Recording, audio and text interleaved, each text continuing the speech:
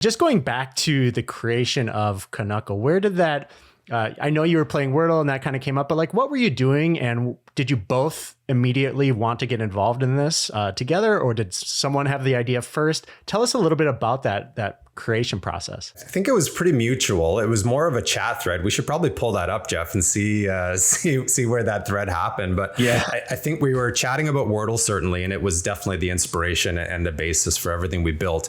There were a few ideas we were tossing around, though, and part of me was just the engineer wanting to reverse engineer and see if it was something we could. Well, we just got done interviewing Mark and Jeff Rogers, who created Canuckle.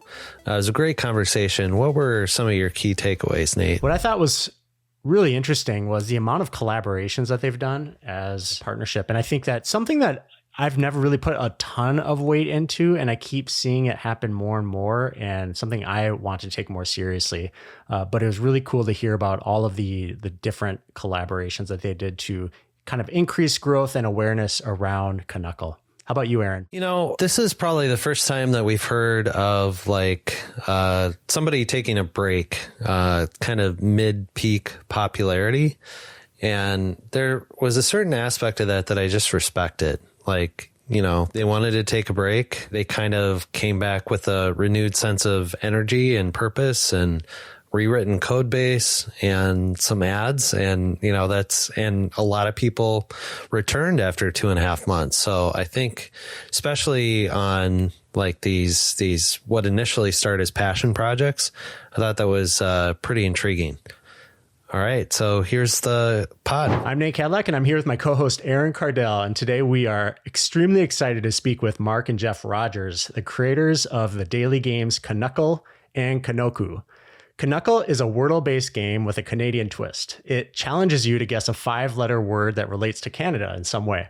And Canoku is a Sudoku-inspired game with a Canadian theme. And it's not a requirement to be Canadian to play these, but it's definitely an advantage, especially today because I lost Canuckle with the word being xenon, I believe, which I never would have guessed. Spoiler alert. Yeah, exactly. Mark and Jeff, we're thrilled you're here. Thanks for having us. Thanks for having us. So we usually like to kick things off with kind of a simple question, but I'm curious, what are your favorite games to play? Wordle is still a daily game of mine that I play. I still love it. It sometimes gives us inspiration for our own game. I still like playing the variants like Quordle. And of course I play, well, I guess I can't really say I play Canuckle because we create the game every day, so that would be a little bit of an unfair advantage. I definitely play Waffle, one of my other favorite word games. Yeah, that's probably a good start to get my brain going every morning. Yeah, so with me, I kind of have a morning ritual of going through a bunch. So I start with Wordle. I like the Connections one that they've got, where they got a grid of 4x4 words. You have to figure out all the connections. Spelling bee just to keep my spelling up to snuff. And then I do Gordle too. It's all hockey player names for Wordle. I really keep the old games going. And the last one is Worldle. I love that one, just geography style. Love it. Well, I think we've interviewed at least a couple of the people behind some of those games. So that's awesome. Did you both grow up playing games? Well, yeah, absolutely. I mean, definitely, the Nintendo style game, platform games. We played tons of games like that growing up. I got more into like computer style games when we got a little bit older. We've always been into that. Never been into actually developing games until now, but definitely always been an interest of mine and Mark's. I'd say games nights with family too. I mean, the traditional old school board games. Over the holidays, we always had a huge tournament style family board game, like games night. And so a lot of those as well, right? Taboo, Pictionary, Scrabble, a lot of the classics. So definitely word games have been part of our life for a while. And that games night story, it wasn't just some casual games. Like this was an annual thing. Like people had to book time off to be there at that time. My dad did a grid of 2-on-2 teams, and you had to do a round robin of playing everybody. Like this was an intense board games night. It's legit. There's a trophy. There's prizes. Wow. It's official. Yeah. That's pretty fun. So sounds like pretty competitive family. Do you have other siblings at all? Yeah. We've got two sisters. So I'm the youngest, Mark's the oldest, and we've got two sisters in the middle. And yeah, definitely competitive. Loved playing sports growing up. Also, all sorts of different sports. Not really tied down to one. Really like kind of playing everything. And yeah, of course, competitive. We always want to beat each other at everything we do, and it keeps us motivated to go. So love it. Ask Jeff, who has the most family games night titles. We don't need to worry about that. You know, it's pretty bad. He has a high number of wins compared to my maybe 2 that I've gotten over the years. But yeah, that's great. So not competitive though. Yeah. So how does the competitiveness play out in how you work together now? What's are you keeping track of the games you win now, or? Good. I think we share our scores on a couple of the games, but that's been more casual, I think, only because we've been focused on developing our own game. So I would say the competitiveness there doesn't really bleed into the daily sort of work that we're doing, and or even in the game. So right now, more when we play Wordle or we play a game, it'll be more like, oh, did you see that word? We could do something similar, or hey, we could build on that or do something else. So it's more of the excitedness about what we could do with our game as opposed to competing with each other. Although during COVID, when it was all starting up with Wordle and all that, like we would definitely be messaging in our family group chat. Like my parents are obsessed, and they were really wanted to get the lowest average score basically throughout. And so they would be texting their score every day, and we'd be texting it back, and yeah. That's really where it started too, right? Because the Wordle craze that everyone, was, Christmas leading into sort of New Year, February 2022, peak pandemic, Wordle craze, everybody texting. It gave us like that water cooler chat, that sort of consistency every day. And it was something that, that really drove, where we could go with it. The Olympics were about to be coming up. All this sort of Canadiana was surrounding us. And Jeff and I said, hey, why don't we make a Canadian version of Wordle? What could we do? And we said, there won't be enough words. We're not going to be able to do too many. And then it just went from there. It sort of exploded. And who knew we'd be over 600-700 words now, which is pretty wild. That's great. Well, before we get into the creation of that, had you built any games prior to this? So not really. So it kind of started, well, at least for me. So I've been working for IBM for over 10 years now, and I've jumped into a role more where it's mobile development. And so I'm not making games on the mobile platforms, but I'm doing more of the industry side of things. But I've always had an interest of making, like small little games like that. And so it started with making some kind of little apps for my dad for curling that were almost game-like in a way. And then that kind of allowed us to at least have the ability to talk about this being an actual possibility. So, and we're both computer engineers, so we have a background in development and coding. But the venture into the game space is certainly a first for both of us. Like we've done web development, we've built web apps, as you've heard, mobile apps. But as far as something where people are coming every day to play something that you create, this is definitely a first. What do you think was the most difficult part of creating Canuckle? You kind of indicated that you weren't sure if there were enough words. Was that it, or where was the biggest difficulty, do you think? At the beginning of everything, the hardest part was, getting everything together, building it up, making sure there weren't any bugs, like we put out some versions there, and then immediately we were like, oh no, there's a big bug. We got to fix this. And then we got to turn it around real quickly and do all that. So earlier on, it was more technical issues, I'd say. And then later on, it evolved more into, okay, let's make sure we can keep on getting content and putting it all together and wrapping it up. And even the fun fact we do at the after every word, you can go back to some of the earlier ones. Like there was canoe, and I think the fun fact is like one sentence long with like maybe 15 words in it. Now we've kind of elaborated more on these words, kind of showing you kind of more about the Canadian involved. Yeah, certainly the research is really not a difficulty, but it's the time consuming piece, right? It's doing the research, doing the validation of the facts, really trying to condense, when you've got a word and you're tying it to Canada, how am I going to condense this into a couple of sentences that makes it a fun fact that people want to talk about and people want to share. So that's really, I'd say the effort has gone into curating the words once we get a list and running them in an order that makes sense. As you know, Canuckle is very thematic, so we often have a word that will tie to a specific holiday, or if we have something on New Year's, for example, we'll do the word cheer, or we did the word happy this year. So that's a fun part about it too, is a lot of the planning and the research to align with how we're going to run the words. Just going back to the creation of Canuckle, where did that, I know you were playing Wordle and that kind of came up, but like, what were you doing? And did you both immediately want to get involved in this together, or did someone have the idea first? Tell us a little bit about that creation process. I think it was pretty mutual. It was more of a chat thread. We should probably pull that up, Jeff, and see where that thread happened. But I think we were chatting about Wordle, certainly, and it was definitely the inspiration and the basis for everything we built. There were a few ideas we were tossing around, though, and part of me was just the engineer wanting to reverse engineer and see if it was something we could build and do. And we threw around a couple of ideas. I think we talked about cities early on. And we talked about a couple of different options. And then I think we talked about, we threw out Canadiana, or just Canadian words. And I guess it's sort of, I don't think we came up with the name right away. That was something we sort of played around with a couple of things, and then reverse engineered the Wordle code, and we're able to modify it and change it. And then we're both sort of all in at that point. It was, Jeff was able to make some modifications to the stuff that I was doing, and we just sort of both started working on it, which was great. And eventually it turned into being our own code repo that we started from scratch. But it started off at the beginning where we started with Wordle stuff and then just tweaked a few things. But yeah, so it started with Mark kind of saying, hey, would we be able to even do this? Or I think you even said like, hey, I tweaked a few things, check this out. And then I was like, whoa, and then we could do this, and then we could do this. And it just snowballed into everything. And then we had to come up with a name. Yeah, and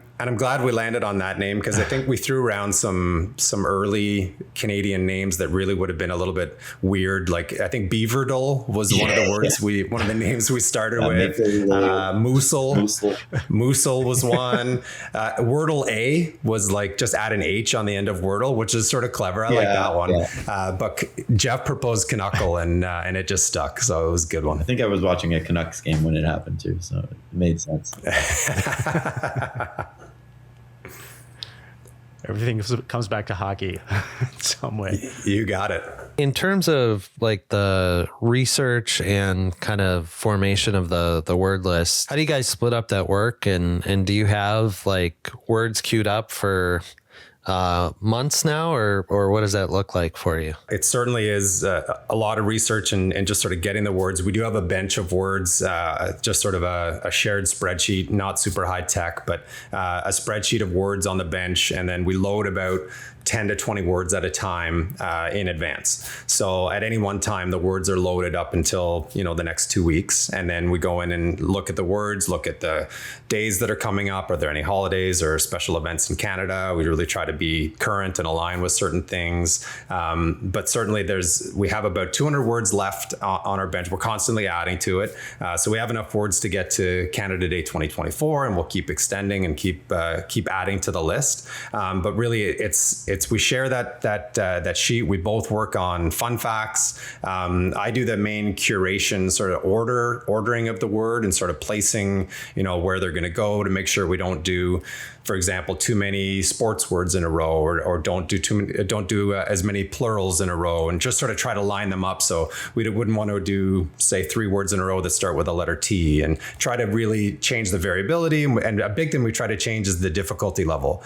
We certainly don't want to throw a bunch of easy words in a row, and we don't want to do a lot of hard words in a row. So today, you guys were both stumped with today's word. It's a really tricky one, and we'll get a few emails asking about that one, or maybe complaining a little bit about it, but that's okay. We all communications with us is great. We love hearing from players, and certainly we want everyone to enjoy their experience playing. How do you foster that community spirit? Do you get kind of feedback through just email? Do you have a Discord server? How do you kind of interact with the players? And kind of keep up with iterating on the game itself. Yeah, lots of emails for sure. But I'd say the biggest thing is our online community. No Discord server, but we've got over 10,000 followers as part of our Canuckle crew on Twitter. That's sort of our main Twitter X, which is our main sort of channel, I'd say, for feedback. And the best thing about it is everyone on there is sharing their scores, and it has created the community just naturally, just like Wordle. But I think because we're sort of a niche sort of target with people who,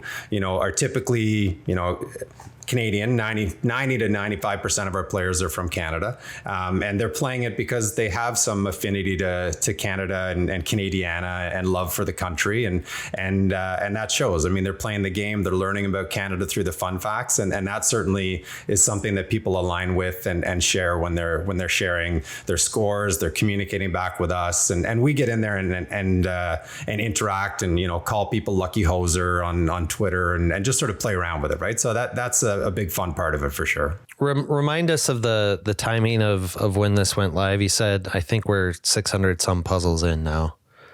Yeah, we're actually coming up on 725.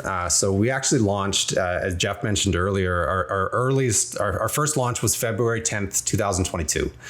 So that was the first iteration of the puzzle with a sort of a revamp of the Wordle code to give it that Canadian twist, adding features like the fun fact, changing the colors to red, and really sort of giving it our own sort of Canadian flavor. That game, that first iteration of Canuckle ran until Canada Day 2022. And we had always talked about wrapping up on Canada Day to sort of give it sort of some fun fanfare and, really align with, Canada's birthday. We thought it was sort of a nice tribute and just sort of a perfect ending to the game. We never thought it would really be something that would go forever. And we took a break after that. We took a 2-month break, about a month and a half over the summer months. And it was good because there was a lot of effort and a lot of work that went into the work early on. And it was nice to take a bit of a pause. And then Jeff and I chatted over the summer, and that's when we came back with a totally revamped code base built from the ground up that Jeff built. And we said, we're going to come back with a version 2 and just sort of keep continuing. And that came back October 2022.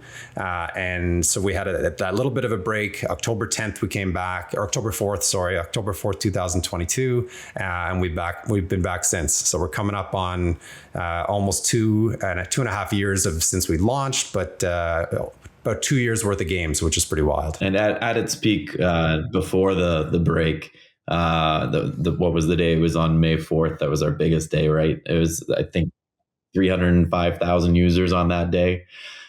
This is like middle of COVID. Everyone's like needing something to do. And that was one of the biggest days. Of course, after the break, we of course lost some users because, 2 or 3 months of nothing makes them leave. But we were surprised to see how quick people came back to it. And we're still hitting about 55 to almost 60,000 a day. Which is great.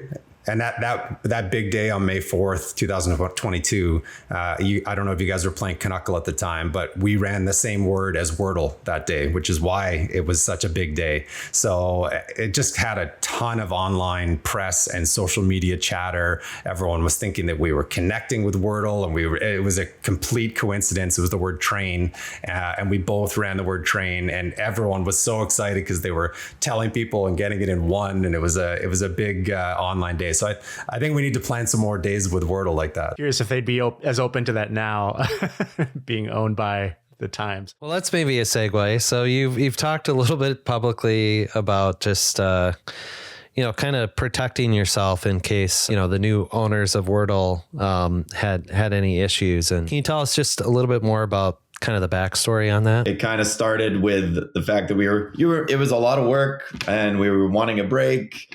So we started with that summer break, and then I started being like, well, like I could start making our own version of this and making a few efficiency changes here and here and here. And once I was able to build that, and we had worked on some words as well, and we started getting confident with the fact that, it doesn't have to be such a Canadian word. It can just be a word that we can then just tie into it somehow that is Canadian. And so we started not worrying so much about the word being Canadian and just figuring out the fact that would be Canadian about any word. And with that change, we were like, well, this could go on for a year, and then it kept on going and going and going, and that's so we changed that to our own code base. It wasn't even because of any sort of like legal issue. We just wanted our own entity, our own game, and then of course later on there were some copycats that were getting kind of called out by Wordle later on, or earlier this, like last month or 2 months ago. And now that we have our own game, we don't have to worry about anything like that. It's completely written from scratch. Every single code was written by us. Yeah, that was the benefit that came out of that. And that was a big driver for us too, in adding ads to the game. So in the first iteration, because we knew we were using a modified version of Wordle's code that was available early on, and before New York Times bought it, but then was purchased by New York Times, we said I don't think we need to. We should be monetizing this, because this is really not our version of this code. So the first iteration, the entire time, even when we had our peak amount of users, we didn't run any ads. We didn't have any ads running. There was an optional donation if people wanted to make a donation through the coffee platform, but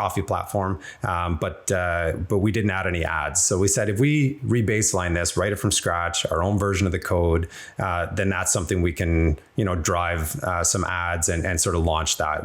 So we partnered with a media company, added ads, and it's been running since version 2 of Canuckle that launched in October of 2022.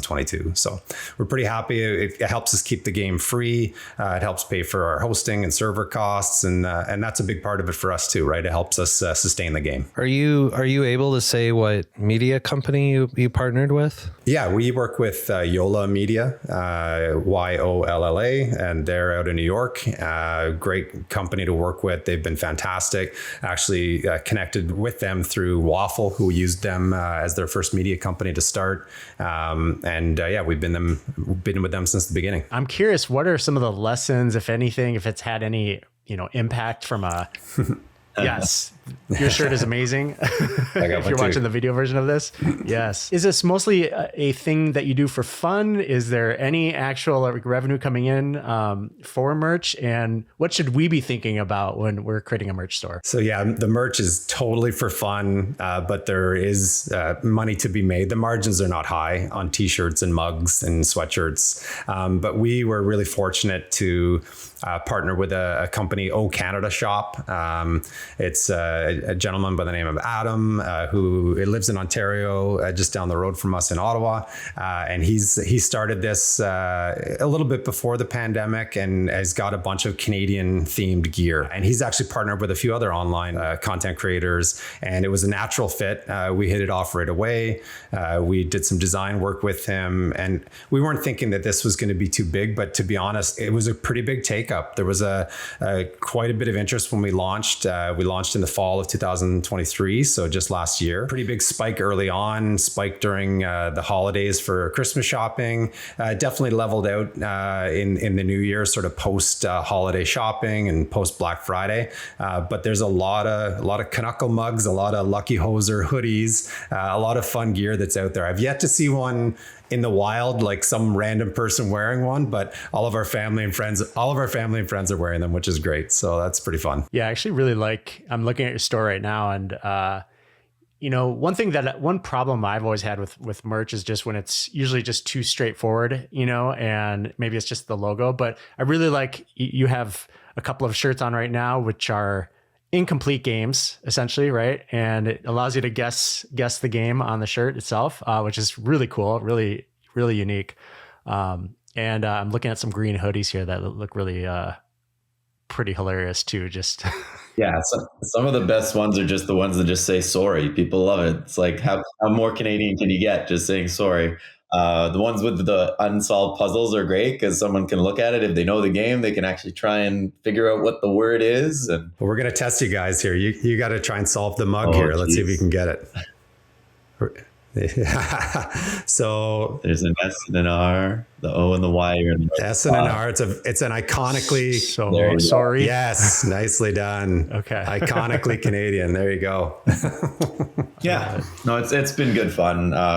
Yeah, we've been happy with the uptake, and it wasn't really for the moneymaker. It was just to see what people would like, and if there would be any interest. So, do you happen to monetize in any other ways? Like, do you have a way to remove ads if you wanted to, or some of those other kind of or have you been thinking about adding features like this? We don't have anything else. No in-game purchases. There's no way to remove ads. You can minimize the ads by, changing the size of your browser to make it a little bit less sort of in your face for some of the bigger ads.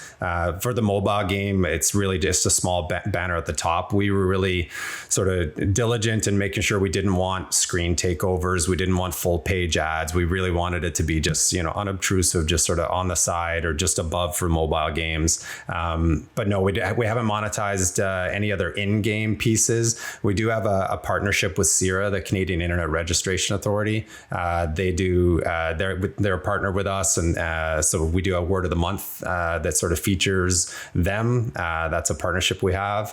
But outside of that, no other monetary income coming in. It's just the ad stream. Yeah. And we talked about doing the paying for no ads and all that. But I mean, we don't take really any information from the users. So if people wanted to, pay for that, we'd have to then, gather information like what's your email, and then we'd have to store that in the game. And if it gets lost with the browser cookie session, then anyways, there's some technical issues, and we just didn't want to have to mess with that. We want to keep it clean and simple. So yeah, no privacy issues, no personal information stored, and we sort of like to keep it that way. Well, I saw the powered by CIRA earlier today, and I thought that was clever. If I have this right, I think CIRA, if you want to register a .ca domain name, you're kind of working with CIRA in one way or another. So it seemed like just a really smart tie-in. Can you tell us a little more, though? You said there's a puzzle a month. What's kind of the approach on that, and how do they get featured specially once you win the puzzle, or what does that look like? Yeah, it was a natural fit for us with CIRA, just being, branding.ca. We have a .ca domain that we registered through them. They actually reached out to us and said, listen, we'd love to be part of your game in some way. And we had not considered having branding and having a logo on there. And it's actually something that we started thinking, hey, should we have more? But again, wanting that cleaner look and really just having a brand that aligns with the style of our game just made a lot of sense to keep CIRA as our main sponsor. The word of the month is just another way to feature them. Every time you solve a puzzle, it always says powered by CIRA at the end of the word, so people get some branding, some sort of cross promotion. The word of the month is really a way to have a fun fact tie to an initiative that CIRA is working on. So, for example, last month we did the word grant, and then we talked about grants in Canada for various programs, and then tied into CIRA's grant program that they're working on right now. So it's an opportunity for them to be featured, and all of our daily users get a little bit of a tie into an initiative or a project or something cool that CIRA is working on, and we love it because it's typically promoting a local Canadian business or getting accessible internet for everyone in Canada. And it just really aligns with the type of values and sort of, pumping up things in Canada. And we really like working with them. I think it's great. One of the most unique ways to sponsor a game I've found was we talked to this gentleman who runs Cloudle app, I believe, where you guess the temperature of a location, and so you're kind of you're given little iconography to guess the location based on the last 5 days. And he was selling people could come in and buy ad spots, so that he would sell spots to like you or I, and maybe I think he had someone who proposed on his daily game. Oh, wow. And so they would share that game out with their friends awesome. and family. And it was like $50 or something like that. And they could take over the game, which is kind of unique. I want to talk a little bit about design. I really like, especially on your Canoku game, it seems like there's a lot of work that went into the iconography, the design, and the branding a little bit. Like, what's the story there? That just started out as a fun idea to see if we could make some other games that were Canadian themed. I thought that the idea of trying to think like, how can we do other games? And so what's another big game that people love to do? Sudoku. And so I thought, okay, how can we make that Canadian? It's just numbers, but okay, turning them into images, and then I had to think of all these images. So it's fun figuring out which images to do that are Canada. Try not to do like all sports and all like cold themed. We try to, to spread it out into different things. Building the image was just jumping into Illustrator and having fun with creating those images, and making them as simple as you can, but also like detailed enough that you can still tell it's something fun and Canadian. And then, it was just an idea that we had to bring in something like Sudoku, but in a fun way that even kids can love to do. So I have a 5 and a 7-year-old, and my 7-year-old and my 5-year-old too. They love playing the just 4x4 Canoku. So it's got a 4x4 game, a 6x6 game, and a 9x9 grid that you can do. Each one of those has 5 difficulties. And so a 4-year-old can play it, but also someone who's an expert in Sudoku can play it.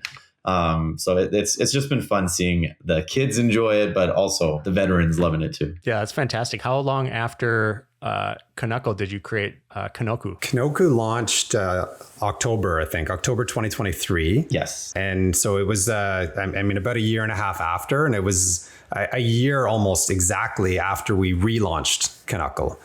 So it was sort of, we were back, we were established, and I think Jeff was getting bored and wanted to create something new. So it was like, let's Canadianize another cool game. So it sort of fits in our theme of Canadian themed games. And who knows if we're going to build more. We have created or partnered with the Baycrest Defy Dementia team to sort of create a bit of a take on Canoku, but we made a brain health edition of that game. So it really just changed the emojis and some of the wording and text, but it was we worked with Dr. Alison Sekuler, who was the lead on the Baycrest Defy Dementia team, and built this really cool version of Canoku to help keep minds active and reduce dementia risk, which was a big thing for us. Our grandmother suffered from that. So it was something that was like, hey, let's, use our powers for good, and we can, launch this cool game, and maybe it'll help people reduce dementia risk. So fun to see little things like that as well. That's really great. We've heard a little bit. So you had kind of this unique partnership with CIRA. We've heard about like cross game promotion partnerships, maybe with Waffle. Just on the broad topic of partnerships, are there other partnerships that you want to highlight, or other things that you've seen work well? Yeah, we talked about the merch, which I call a partnership because O Canada Shop has been so established, and we sort of jumped on their brand. We've done 2 collab games with Waffle, which were really fun. It was an opportunity for us to get our game featured on Waffle, and for Waffle to send people for us to send Canuckle folks to go and play Waffle. So really some fun opportunities to do. We did the same thing with Squirtle, which is great. Had a really good time. They did a fun Canadian themed puzzle, and we pointed people there. We had an opportunity to work with Nerdle as well, which was great. They had a fun Canadian themed, and we had a word that sent people to Nerdle. So we're really all about, cross promotion and introducing people to new daily games, especially when it's, we've now been a brand that's established that people want to connect with, and that's pretty cool and exciting for us to work with. One of the other things we worked on was Proxy is an online sort of community-driven map service, and Proxy built we built a map using Proxy's platform that was an opt-in, identify where you're playing from, where you're playing Canuckle around the world, and it's a really cool map, and every single person is represented by a bottle of maple syrup. So it's a map of maple syrup bottles all over the world, and it's actually really cool to see. It's things like that are certainly fun. We're totally open to connecting and promoting other games and working with lots of other online developers. I'm curious, just on the topic of collaboration, is that something that you generally reach out? Are you being approached for a lot of these partnerships? And I'd be curious, like if you could partner with anybody right now, who would that be? Oh, great question. It's been a bit of both. I'll let Jeff add to it as well. Like we've reached out to a few. Like I certainly reached out to Waffle and connected with them. Squirtle reached out to us, but it was sort of through Waffle. There's been a lot of sort of partnerships that have been just introduced by different folks. Certainly when we were featured on CTV News, that generated a bit of promo and hype that helped us sort of get some more recognition out there. And that might have helped, for example, CIRA coming to us to partner. So yeah, there's certainly been a bit of both. I would absolutely love to connect with the folks at New York Times and Wordle and even start thinking about how could we introduce a fun fact in Wordle and how could we sort of get some of the features that we built into Canuckle as sort of an additional thing. We often get a lot of people saying to us, I play Wordle and then I'm waiting for that fun fact to come up. It's just sort of ends and there's nothing. So yeah, if I could pick a collab or some sort of feature, it'd be really fun to work with the puzzle editors at the New York Times. And we've been talking to as well some of the NHL teams. I don't know, like if you're at the game, they've got in intermission and things like that, just a little game that pops up on the big screen, and it's usually a fan that they're talking to talk them through to get a prize or whatever. And I thought it'd be really fun to just have a nice, simple Canuckle puzzle to put up there that's less than a minute to solve. And we talked to them, and there was interest. We're going to go going back and forth, and it'd be great and awesome if we could get at least the Canadian hockey teams involved in supporting Canuckle. That was one. Well, I think the hockey game, that sounds like such a fantastic idea, especially when you were just showing me the mug and having me guess there. Like if you showed right? 3 slides on the monitor and then they go around with a mic and say, can you solve the last one, right? In the crowd. That'd be so fun. Yeah. It's right. It doesn't have to start with a blank puzzle. Like it could give you the first 2 or whatever, and then you have to figure it out from there. Super quick. And then maybe a little link that says go here and you can play again.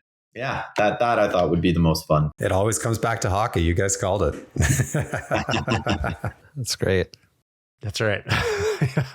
Well, I am from Minnesota, and like I like to say, it's kind of South Canada here. So I like that. We like hockey too. Are there any words so far that you just that really stand out as like, oh, like that was so clever. I'm so happy with our choice. Yeah, I know one for sure was and it was at the beginning, so not a lot of users probably saw it, but it was funny. We did a boot, and so it wasn't even an actual word. It is ABOOT.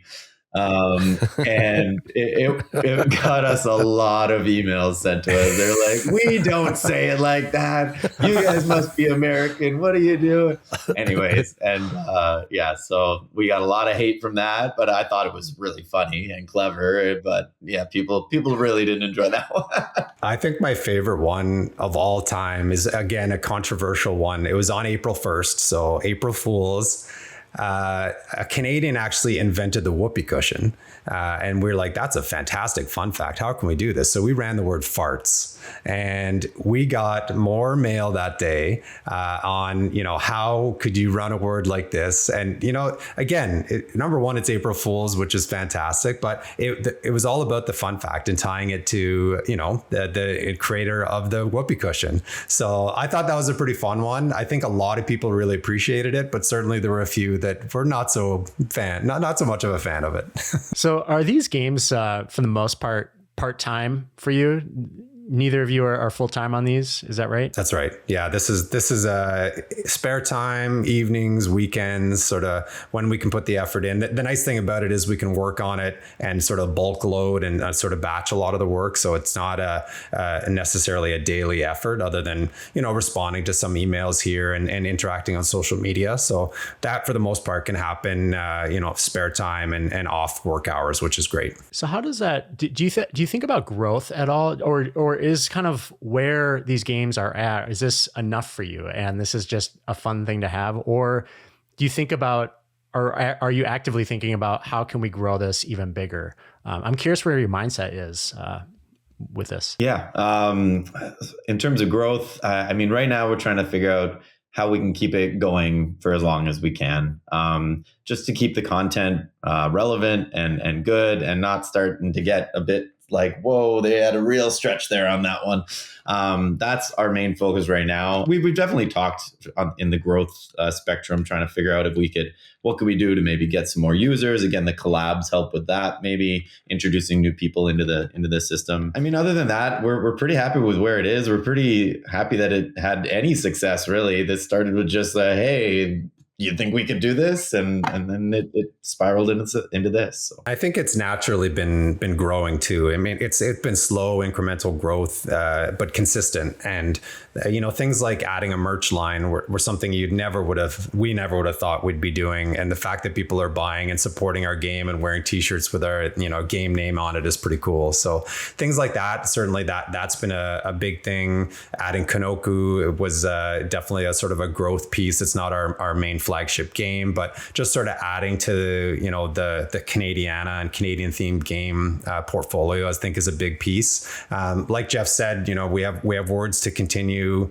We're going to keep it going. We had considered things like expanding to 6-letter words, which would open up quite a bit of quite a bit of additional words and puzzles for us. Even a Canuckle mini version, which could be 4-letter words, but we think the sweet spot is still that classic 5-letter word game, and we want to keep that piece going as long as we can.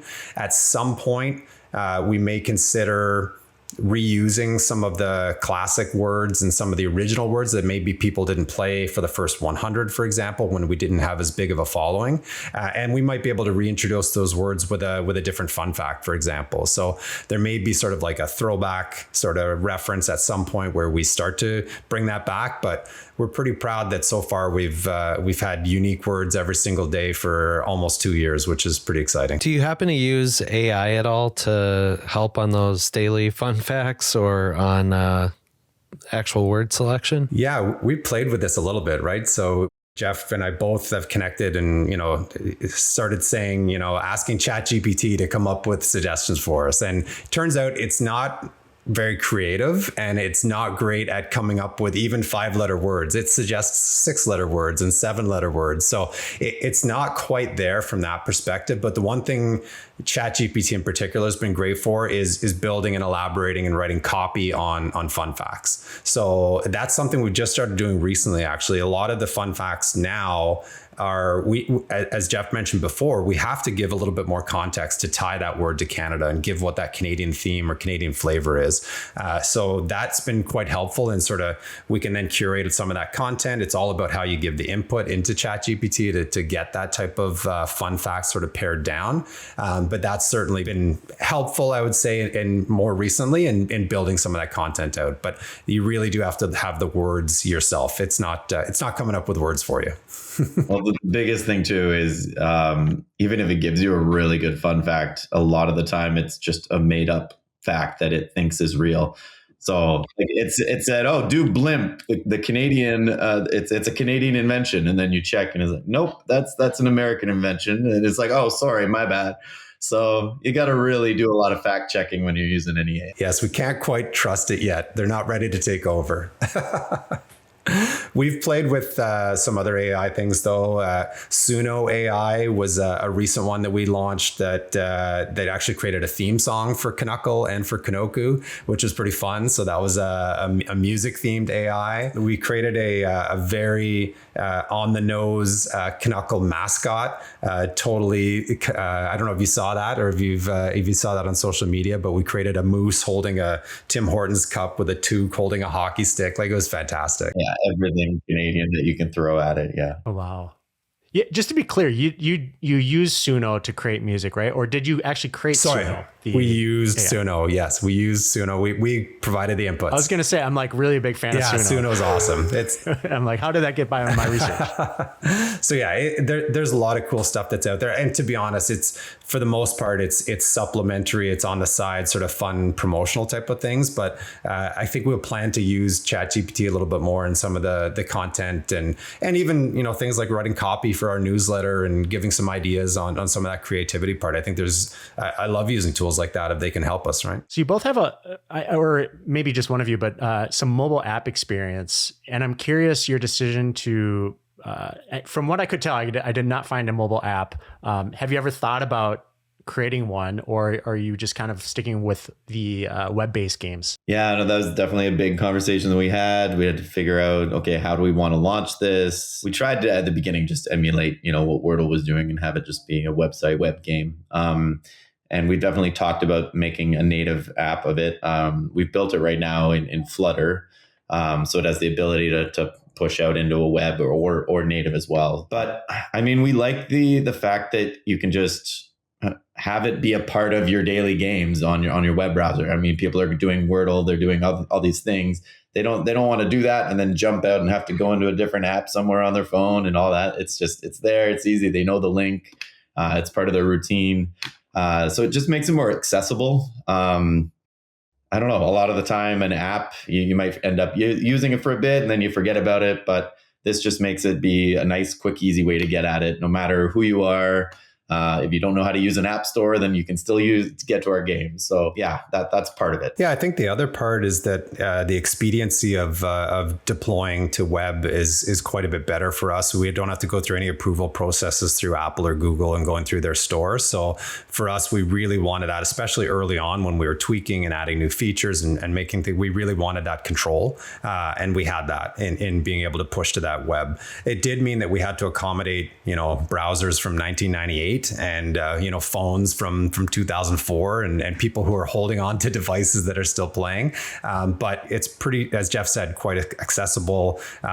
We've got text to speech built in. We've got accessible colors for accessibility modes, all similar to what Wordle has, and we've built all of that in as well, and that's a big part of it as well. And I think we have that control within it as a web application. Looking back, are there any big learnings that you have in terms of getting the word out on the game? Obviously, you've done some cross promotion, but could even be a learning of, well, that didn't work. But are there things that you could share from that experience? Yeah, I mean, one of the biggest things earlier on was getting it on the news, especially during COVID. I mean, people wanted to know something that they could do because they're just sitting at home. That was one of the biggest things that kind of spiked up a bunch of users early on. So yeah, that was an easy way to get the word out because we didn't have to do it. The newscast did that. So, and it ended up being, I think it was on, it started CTV News Ottawa. And anyways, there was a link on their website. So anyone that's looking on CTV News was able to look at that and get it. And we were lucky; it got picked up nationally, so it got picked up across all the CTV news stations across the country. And for sure, that we went into the studio and played the game live as well on CTV Morning Live. So that was pretty nice way to help promote it. I would say social media certainly helped us quite a bit because of all the sharing of the scores, and we had a lot of prominent Canadians start playing, like Chantal Kraviazik started playing. Rafi, if you know who Rafi is from children's music, he's played and posted his scores. We've got a pretty big following online and have had some prominent followings and retweets from Nahid Nenchi in Alberta, Brittlestar, Rick Mercer follows us. So there's a lot of fun promotion that's helped there. When we launched our merch, we reached out to a lot of these folks and sent them some hoodies and t-shirts, and that's helped as well. I think just sort of get the word out. So really, as much of that sort of online community building that we've done through like things like our monthly newsletter and sort of sharing all that information, I think that's really helped a lot. I'm trying to think of things that didn't work though, Jeff. What are some of the failures or things we've learned from as we've gone through? Yeah, I don't know. I mean, it's also hard to tell like what didn't work because I mean, you don't see the potential users that don't actually end up going to the website, right? It's just for us, it's nice constant stream. But no, there's not really like a big thing we've tried to do that didn't really go very well. I mean, we went on in a neighborhood parade to Mark's neighborhood and tried to get the word out. We had to like float and everything for Canuckle.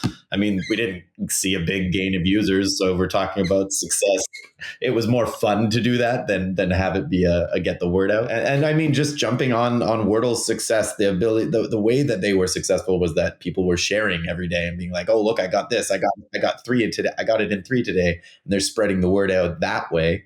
That was one of the biggest successes earlier on too. Yeah, I'd agree with that. I think that's been the big thing for us is that sharing. We ran a couple of ad campaigns through Facebook and Twitter X just to try and run some campaigns, especially when our merch launched and different things. We didn't see a lot of traction from that. Like, you get clicks, you get different things that run, but for the most part, it's been word of mouth. I think we've sort of peaked out now at, the people who are playing now are the people that have been playing for a long time. Like, we've got a core group right now that they know what they're getting. They're coming for the fun fact. They're coming for a secondary Wordle game that gives them another sort of brain exercise in the morning. And that's the best thing about it is people still talk about it. They still share. It's still going. I mean, who would have thought, this many months, weeks, days after the pandemic and the peak craze that people are still playing a word game. I mean, but you look at that compared to, a daily jumble or the daily crossword, and people do that every day, and that's still going. So, it's exciting to see that that's happening. And I think it just will continue to just naturally be promoted by people sharing and continue to come back. I believe are in public service, and I'm curious, is that correct? Would you consider that? One of us. I work for the federal government, and Jeff's private. Yeah. Okay. Well, I'm curious how you've given back through the games that you've built through Canuckle. What are some of the things that you've done or sponsored? Yeah, we were fortunate enough to be able to sponsor a local Canada Day event in Riverside South in my neighborhood here in Ottawa. It's something that I've been part of, and we thought it was a perfect theme to be able to align with the Canada Day festivities by sponsoring it with a Canadian word game. So happy to be able to have sponsored that. And we're also able to sponsor a local minor hockey team that our nephew plays on. So really excited to see the Canuckle name on the back of his jersey, and pretty fun that again, that game that we created is allowed us to be able to sponsor a hockey team. So excited about that. There's also been some words throughout and some coming up actually where it's kind of spurred up some interest within ourselves to say, hey, you know what, we should donate to that. So there's been some like great causes that are in our fun facts. And then in the end, we're like, we should, like, as Canuckle, put a donation into that to build awareness. And anyways, it's been fun having that and stuff that we wouldn't know unless we were doing this research and trying to get it out there. So absolutely, that philanthropic angle is awesome for being able to raise awareness and promote things. For example, the Terry Fox run happened last year, and we did a word that aligned with Terry, and we would, in the fun fact, drop a link to donate. So if we can do anything to raise that type of promotion and raise awareness for people to say, hey, if you're able and you could donate to support this cause, it's fun to be able to raise awareness in that way through our game. That's fantastic and really great to hear.